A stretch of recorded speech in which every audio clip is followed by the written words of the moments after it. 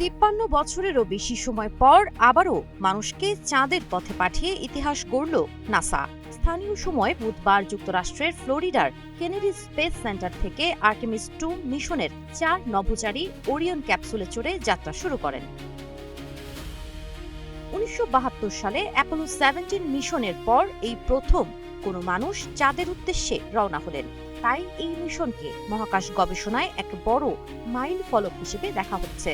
ভবিষ্যতে চাঁদে নিয়মিত যাতায়াত এবং মঙ্গল গ্রহে মানুষ পাঠানোর পরিকল্পনা গুরুত্বপূর্ণ ধাপ এটি। জীবন অবাক না করলে কে করবে? 28% মিল্ক ফ্যাটের অবাক করার সাথে ফ্রেশ মিল্ক পাউডার। জীবন অবাক করুক প্রতিদিন। প্রায় 15 ফুট চওড়া ও 9 ফুট উঁচু ওরিয়ন ক্যাপসুলটি উৎক্ষেপণের পর 24 ঘন্টার মধ্যে কক্ষপথে পৌঁছানোর কথা। সেখানে নভোচারীরা বিভিন্ন পরীক্ষা নিরীক্ষা চালাবেন। সবকিছু ঠিক থাকলে চাঁদের দিকে অগ্রসর হওয়ার অনুমতি দেওয়া হবে। এই মিশনে অংশ নিয়েছেন 4 জন নভোচারী: Reid Wiseman, Victor Glover, Christina Koch এবং জেরেমি হ্যানসেন।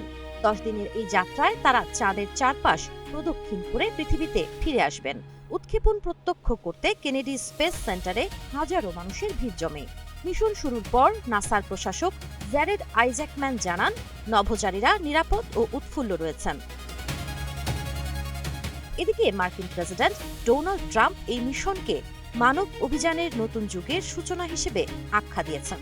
আর্টেমিস 2 সফল হলে 2028 সালের মধ্যে চাঁদের দক্ষিণ মেরুতে মানুষ নামানোর পরিকল্পনা বাস্তবায়নের পথে বড় অগ্রগতি হবে বলে আশা করা হচ্ছে। সাবা খান, নাগরিক প্রতিদিন।